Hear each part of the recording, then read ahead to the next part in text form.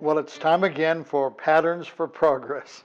I was being harassed at the end of the last program, and I think I called it Patterns for Practice or something. We have a cat that wanders through here, and a lot of times the cat just likes to sit by me when I'm shooting my segment. But she just went crazy and started yowling right at the end of the program, and I was watching the countdown and trying to, cat threw me off. So what are you going to do? I haven't watched the end of that program to see if you can hear him. If not, you just think. If something happened to Steve as he lost his mind, all of a sudden he can't focus. But today, we're in a cat-free zone. Nobody howling. Well, if there's anybody howling, it won't be a cat.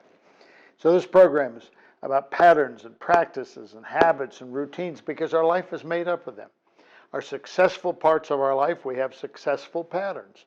Our unsuccessful or non-productive or frustrating parts of our life, we have wrong patterns.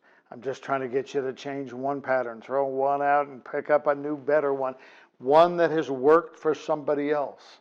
And say, instead of saying, oh man, I wished I had his success or her success, why don't you find out what pattern, what habit, what routine has made them successful? Now, some people are just more gifted in a certain area than others, and you know, the old saying, you can run a mule from sunup to sundown, but they won't win the Kentucky Derby. Well, we're not old mules, but we're still trying to find a pattern, a practice, a principle, a habit, a routine that's going to help bring out our strength. And hopefully, as it brings out our strength, it starts to cover our weakness. So I've got a couple for you today, but let me start out with the first one. It's actually the second one, but things just started exploding in my mind. Sometime during the day, maybe not 40 hours a week, maybe you can't get most of your money, but sometime during every day, do something you love. And of course, if you can do something you love and you get paid for it, it makes money, that's even better. But sometime during the day, do something you love. Something that you do with nobody telling you to do it, something that gives you energy when you're exhausted. Do something you love at least sometime during every day. Yeah, again, it can cause a lot of frustration when well, man, I don't know if I can get paid doing that. Well, maybe you can't. And God bless everyone who can, but maybe you can't. And I started thinking, people, I have a friend who just thinks in minutia. If you can take a 1 hour meeting and make it a 2 hour meeting, he'll take notes. And I just, dude, what are you thinking? And he loves politics. And he's dabbled around. He's helped people. He and I helped with a couple of local campaigns and helped people succeed. You know what he's doing? He's running for city council. He will talk to anybody about anything at any time. Drives me crazy. He loves it. He should be in some kind of politics, some kind of government structure, because again, there isn't any detail too small, there isn't anybody too unimportant.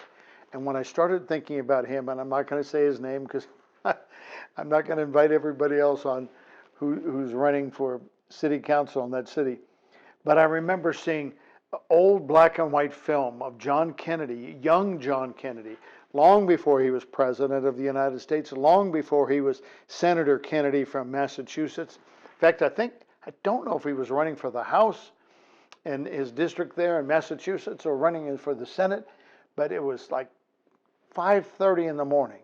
And here's this well-dressed man, young man. This time he is young, in his early 30s, and he is shaking the hands of hard-working union workers.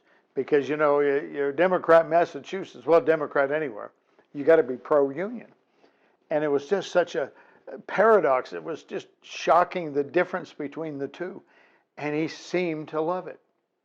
Condoleezza Rice was Secretary of State under the second President Bush. And somebody asked her, do you want to run for office? And she said, I'm interested in policy, not politics.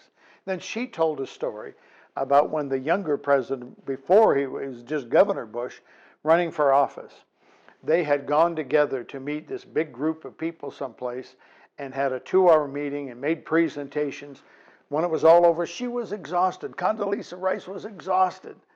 Now, she became the Secretary of State, and, and Governor Bush, running to be president, and I believe this was when he was running to be president. Again, I don't know, was it New Hampshire? Was it the start of the thing? She said, I just want to be left alone and have a quiet dinner. He said, I want to go out and shake hands and meet people.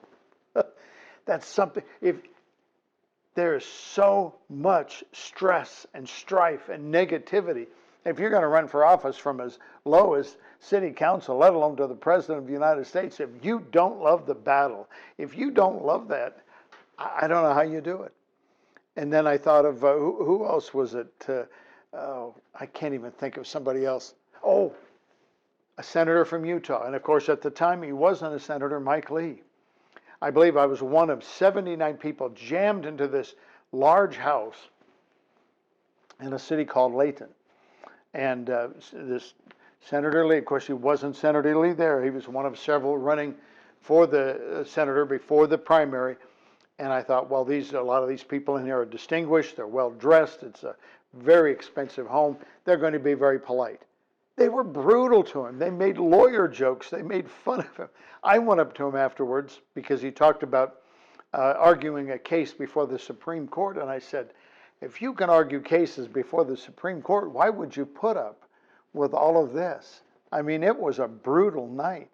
And he said, I just love the battle. Can you imagine? I'd have quit after one night.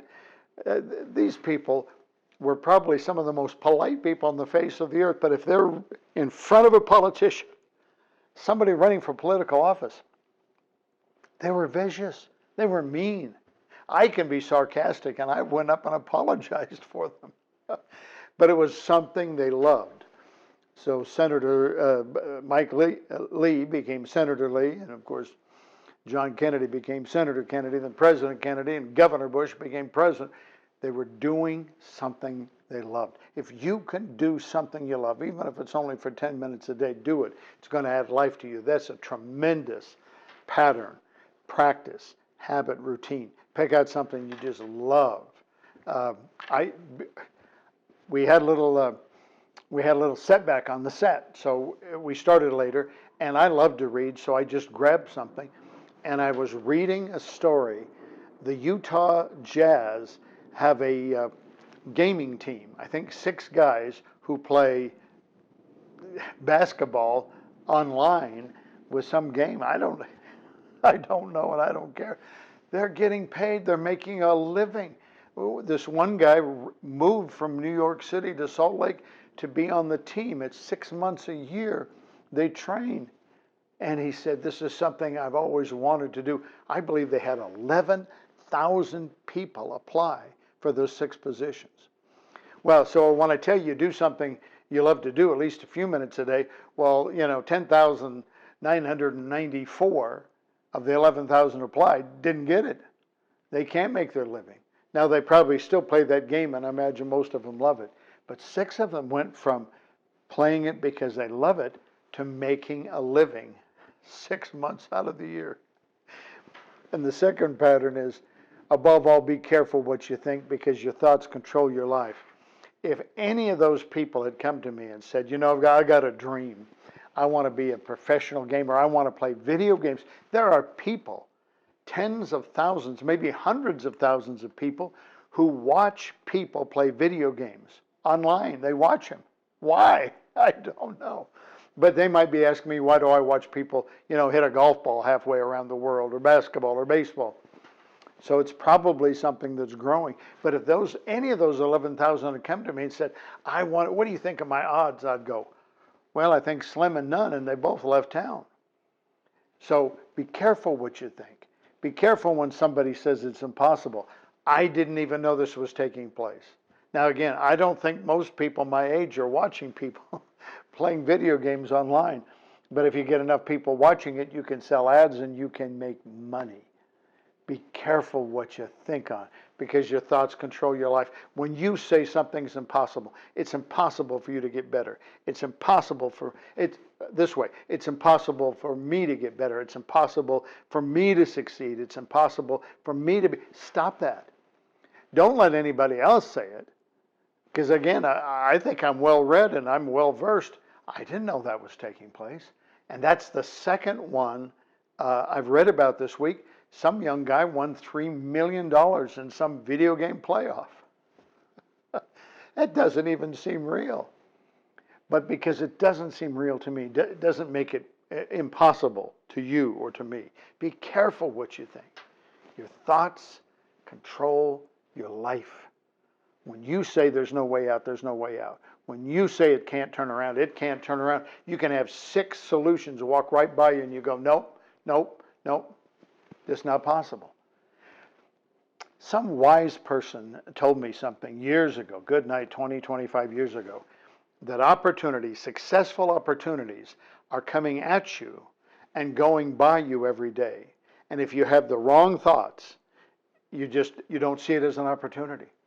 You don't see it as an opportunity. You don't see it as a way out. You don't see it as a solution to your problem. So at least a few minutes a day, try to do something you love.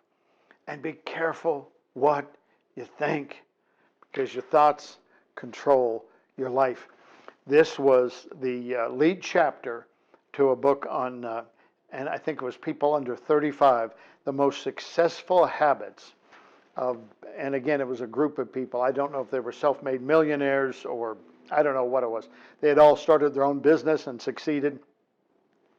And the number one habit that they all had in common, it says, use your words wisely.